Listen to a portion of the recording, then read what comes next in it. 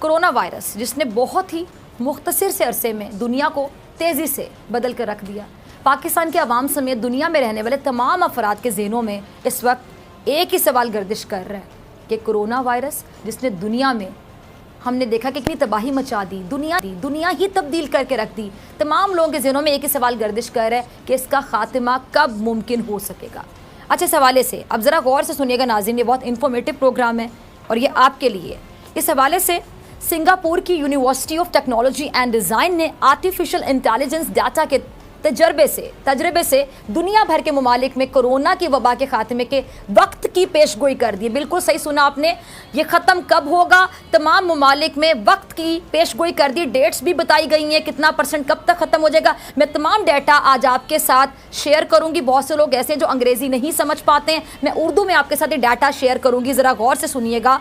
Singapore की university के मुताबिक पाकिस्तान में, सबसे पहले हम अपने मुल्क की बात कर लेते हैं, तमाम पाकिस्तानी जो मुझे देख रहे हैं इस टाइम पे, पाकिस्तान में इस वबा पर 8 जून तक 97% 97% काबू पा लिया जाएगा। 8 जून की तारीख बताई जा रही है, 97% काबू पा लिया जाएगा। डाटा के मुताबिक पाकिस्तान में ये वबा 27 अप्रैल से उरूज पर पहुंचना शुरू हो जाएगी, यानी अलार्मिंग होगी। ये तारीख याद करने, 27 अप्रैल से उरूज पर पहुंचना शुरू हो जाएगी वबा, जिसके बाद केसेस की शरह में बतदरीज कमी भी आएगी। और 9 जून तारीख बताई जाती है, 9 जून, जब तक इस पर 97% 97%, जबकि 23 जून बताया जाता है, 23 जून तक 99% 99%, और 1 सितंबर यानी 1 सितंबर तक 100% काबू पाया जा सकता है। यानी 1 सितंबर तक एक्सपेक्टेड इस डाटा के मुताबिक कि 100% इस वबा पर, कोरोना वायरस पर काबू पा लिया जाएगा। ये मैं अपने मुल्क पाकिस्तान के हवाले से बात कर रही हूँ।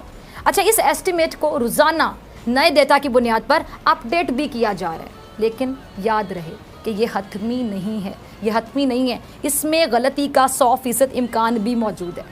यूनिवर्सिटी क्या कहती है मज़ीद? यूनिवर्सिटी के मुताबिक आलमी सतह पर, अब आलमी सतह की बात कर लेते हैं, इस वबा पर 29 मई 29 मई तक 97% 97% तक काबू पाया जा सकता है, और ये शरह 17 जून तक 99% यानी 99% होगी 17 जून तक, और 9 दिसंबर की 9 तारीख 9 दिसंबर तक 100% तक पहुँचेगी इस वबा से। अब ज़रा सुनिएगा, सबसे ज़्यादा मुतासिर मुल्क अमेरिका में 11 मई तक 97% काबू पाया जा सकता है, जबकि 100% कंट्रोल 27 अगस्त तक मुमकिन होगा। इटली में 7 मई, सऊदी अरब की बात करूं तो 21 मई, मुत्तहिदा अरब अमारात में 11 मई, टर्की की बात करूं तुर्की की तो वहाँ पे 16 मई की तारीख बताई जाती है इस डाटा के मुताबिक। बरतानिया में 15 मई, इटली में 7 मई, स्पेन में 3 मई, जर्मनी में 2 मई, फ्रांस में 5 मई, जापान में 18 मई, ईरान में 19 मई, इंडोनेशिया की बात करूं तो 6 जून की तारीख, मलेशिया की 6 मई, सिंगापुर में 4 जून, और भारत में 21 मई तक इस वबा पर 97% तक कंट्रोल किया जा सकता है। डॉक्टर्स भी पाकिस्तान में कोरोना वायरस के हवाले से मई को बहुत अहम करार दे रहे हैं। आप कभी भी किसी डॉक्टर को बात करते हुए सुनते हैं, कोई प्रेस कॉन्फ्रेंस सुनते हैं, तो आप बार बार ये बात महसूस करते होंगे कि डॉक्टर्स बार बार कह रहे हैं कि मई के महीने में बहुत एहतियात की जाए, जिसमें एहतियाती तदाबीर पर अमल ना करने की सूरत में खुदा न ख्वास्ता केसेस की तादाद बहुत ज़्यादा होने का इम्कान जाहिर किया गया है। कोरोना वायरस से होने वाली जो हलाकतें हैं उनमें कमी के बाद अमेरिका और जो यूरोपीय ममालिक हैं उन्होंने भी लॉकडाउन में नरमी की है और कारोबारी मराकज़ खोलने का बाकायदा ऐलान भी किया है। अब कई हफ्तों के बाद पहली मरतबा स्पेन में बच्चों को घरों से बाहर निकलने की इजाज़त भी दे दी गई है।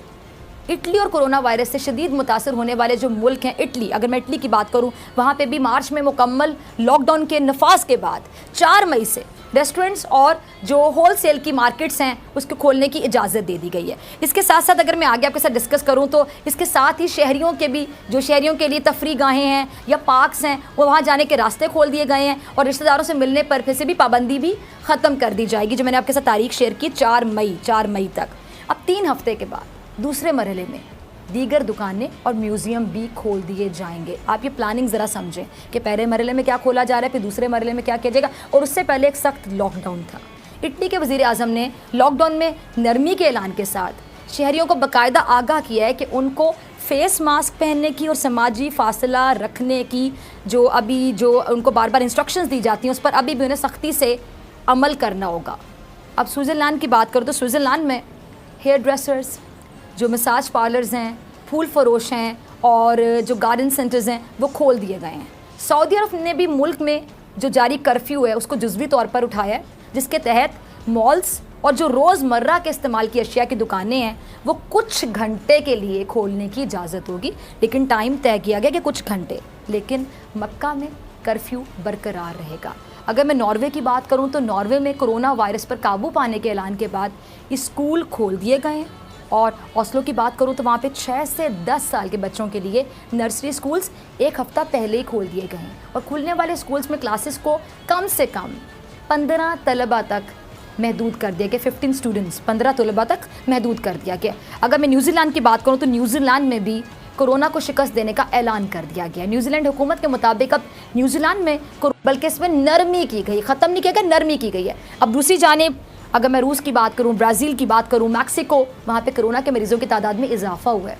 पाकिस्तान से ये वबा कैसे और कब ख़त्म हो सकती है और इसके मुकम्मल ख़ात्मे के बाद कितना अरसा मज़ीद एहतियात करनी होगी? बहुत से लोग सोचते हैं कि ख़त्म हो जाएगी उसके बाद मज़ीद हमें एहतियात करनी होगी। क्या कोरोना की शक्ल पाकिस्तान में बिल्कुल मुख्तलिफ हो चुकी है? ये भी बहुत से सवाल ऐसे हैं जो गर्दिश करें लोगों के ज़हनों में। और इम्यून सिस्टम को मजबूत रखने के लिए आखिर कौन सी ग़िज़ाएँ हैं जिसका इस्तेमाल करना चाहिए और किन से परहेज़ से इम्यूनिटी कम होगी? इस बारे में कोई बात नहीं कर रहा कि किससे इम्यूनिटी बढ़ेगी, वो तो आप अपनी खुराक में ऐड करें। किससे कम हो रही है उसको भी तो खुराक में से निकालना है, ये भी सवाल है। इन सवालों के जवाब लेने के लिए मेरे साथ प्रोग्राम में मौजूद हैं उन मेहमानों का तारुफ करवाती हूँ, किसी तारुफ के मोहताज नहीं, अपनी फील्ड के एक्सपर्ट्स हैं जी। डॉक्टर कैसर सज्जाद साहब, आप इनको अक्सर टीवी चैनल्स पर देखते होंगे, मरकज़ी सेक्रेटरी जनरल है जी पाकिस्तान मेडिकल एसोसिएशन के। डॉक्टर साहब वार्म वेलकम, आपसे रहनुमाई चाहेंगे पूरे प्रोग्राम में। और डॉक्टर शाजली साहब मेरे साथ मौजूद हैं। इनके बारे में अगर मैं बात करूँ तो जी सीने और ICU के स्पेशलिस्ट हैं। डॉक्टर साहब आपका भी बहुत शुक्रिया ज्वाइन करने के लिए। आपका नाम थोड़ा मुश्किल है, मैं उम्मीद करती हूँ मैंने सही आपका नाम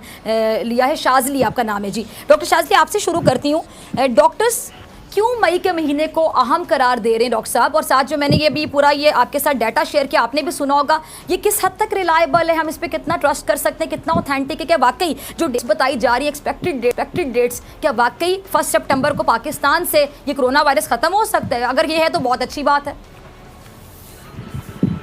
शुक्रिया बहुत बहुत। देखें, ये जो आपने अभी डाटा किया ये आर्टिफिशियल इंटेलिजेंस से लिया गया है, लेकिन एक्चुअल फिगर्स और जो ये चीज़ें होती हैं बहुत सारी फैक्टर्स इसमें इन्वॉल्व होते हैं।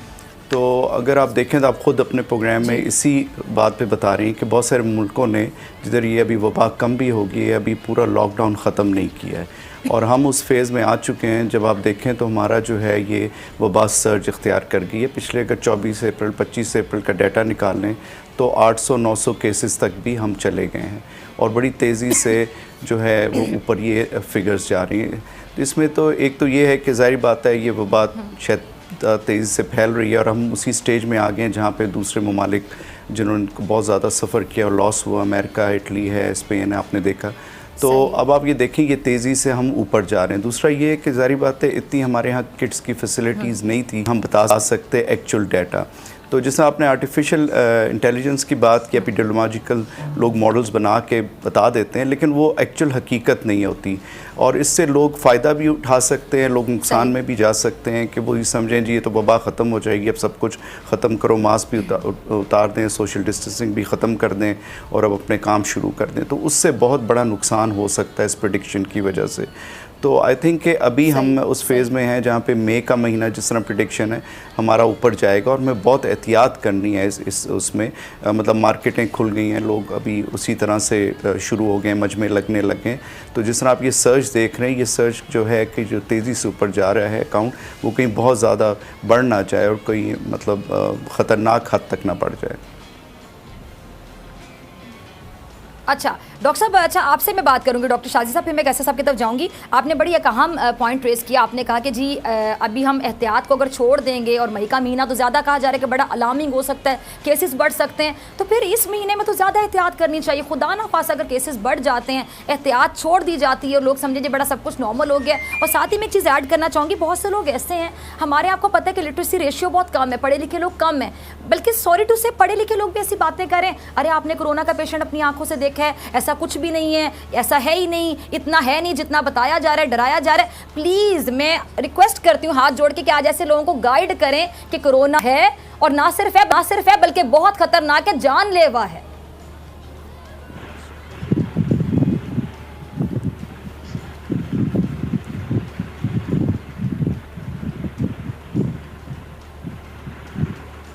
जी डॉक्टर शाजली, आपने मुझे सुना, आपने मेरा सवाल सुना?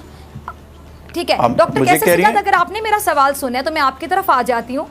जी डॉक्टर कैसर सिद्धार्थ साहब, मैं सिर्फ ये जानना चाह रही हूँ कि बहुत से लोग अभी भी इस चीज़ को सीरियस नहीं ले रहे। बहुत से लोग ऐसी बात करते हैं कि अरे कोरोना तो है ही नहीं, आपने कोई पेशेंट देखा, इसने देखा। प्लीज़ उनको बताएं आज कि कोरोना ना सिर्फ है बल्कि बहुत खतरनाक है, जानलेवा है, और इस तरह का जानलेवा है कि आपकी जान भी जा सकती है। अगर आपकी इम्यूनिटी अच्छी है, आप बच के आपके घर में किसी और की जान जा सकती है, खुदा ना ख्वास्ता। जी हाँ, बहुत शुक्रिया आपने मुझे अपने प्रोग्राम में मदऊ किया है। ये बहुत इम्पोर्टेंट आपकी बात है, और ये शुरू दिन से मैं देख रहा हूँ कि लोग इस बीमारी को सीरियस नहीं ले रहे हैं। और अक्सर मेरे पास, मैं चूँकि ENT की प्रैक्टिस करता हूँ, तो अक्सर लोग मेरे पास आते हैं जो कि खांसी, नज़ला, ज़ुकाम, गला ख़राब है, बुखार है, और जब मैं उनको बोलता हूँ कि देखें आप ख्याल करें, ये करें, तो कुछ लोग ऐसे जवाब देते हैं कि मैं बड़ा परेशान हो जाता हूँ। और वो ये कहते हैं कि डॉक्टर साहब ये सब फजूल बात है, कोई कोरोना वगैरह नहीं है, ये सब चाल है, किसी की चाल है, ये कॉन्स्पिरेसी है। तो ये एक बिल्कुल ऐसी बातें हो रही हैं, बहुत हो रही हैं जी। लेकिन इसका नुकसान बहुत होगा। मैं इसलिए कह रहा हूँ कि लोगों को समझना है कि कोरोना वायरस एक हकीकत है, लोग इसमें बीमार हो रहे हैं, लोग इसमें इंतकाल कर रहे हैं कॉम्प्लिकेट होके। लिहाजा ये बहुत ज़रूरी है कि इस बीमारी के फैलाव को रोकना पड़ेगा। आप ये समझ लें कि आप जिससे भी बात कर रहे हैं, आप ये समझ लें कि आप समझें कि जो आपके सामने जो दो लोग खड़े हैं या एक लोग आपके सामने हैं, बात कर रहे हैं, हो सकता है वो कोरोना पॉजिटिव हो आदमी, क्योंकि एसिम्प्टोमेटिक भी हो सकता है उसको खांसी नहीं हो सकता है उसको नज़ला ज़ुकाम, गला ख़राब नहीं हो, उसको कोई तकलीफ नहीं हो, लेकिन वो कैरियर है कोरोना वायरस का, और वो बात कर रहा है, उसने मास्क नहीं लगाया हुआ है। अच्छा डॉक्टर, सॉरी मैं आपकी बात को काट रही हूँ, थोड़ा ज़रा समझा दीजिएगा।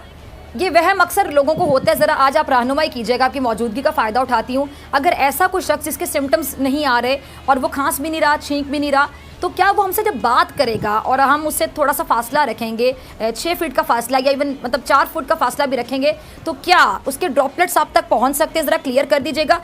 तब तक सिर्फ वो आपके लिए तभी हार्मफुल हो सकता है जब आप उसकी टच की हुई सरफेस को, जहाँ वो हाथ लगाता है, आप भी इसको हाथ लगा के अपने नाक, मुंह या आंख में हाथ लगा लें। उससे सिर्फ बात करने की हद तक वो आपके लिए हार्मफुल हो सकता है, आपको बीमारी दे सकता है, कैरियर बन सकता है।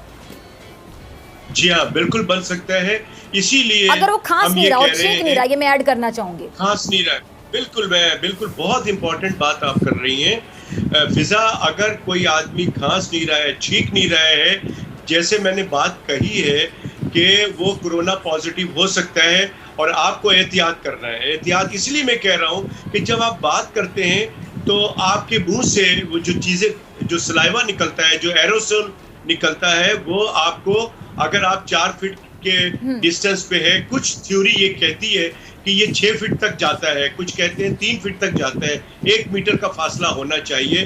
तो मैं समझता हूँ कि बेहतर ये होगा कि आप अपने नाक को ढांक के रखें। अगर आप चश्मा लगाते हैं तो फिर तो बहुत सेफ है, लेकिन अगर चश्मा नहीं लगाते हैं तो आपको डिस्टेंस रख के बात करनी चाहिए।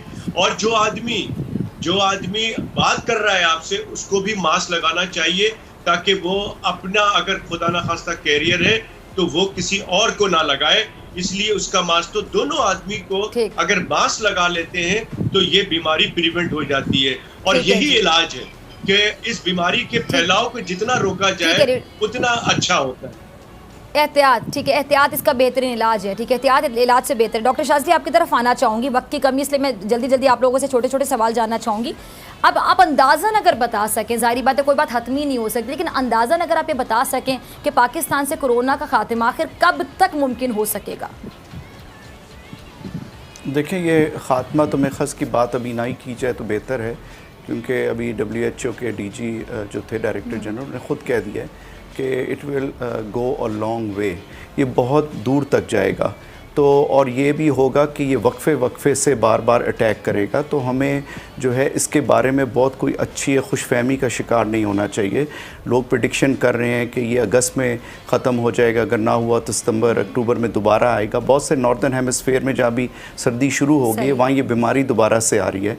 और जिस चाइना की आप मिसाल ले लें तो चाइना में भी जो है ये अभी दोबारा से लोग उसमें जो है अभी दोबारा से उनकी रीइन्फेक्शन देखी जा रही है। तो मेरा ख्याल है कि हमें इसको बड़ा सीरियसली लेना पड़ेगा। उसकी एक मेन वजह तो ये फ़िज़ा कि ये ना तो हमारे पास वैक्सीन है, ना हमारे पास इसकी ट्रीटमेंट है, और अगर ये ख़तरनाक सूरत इख्तियार करती है तो मरीज़ का फिर वापस आना मुश्किल है और वो मौत के मुंह में चला जाता है।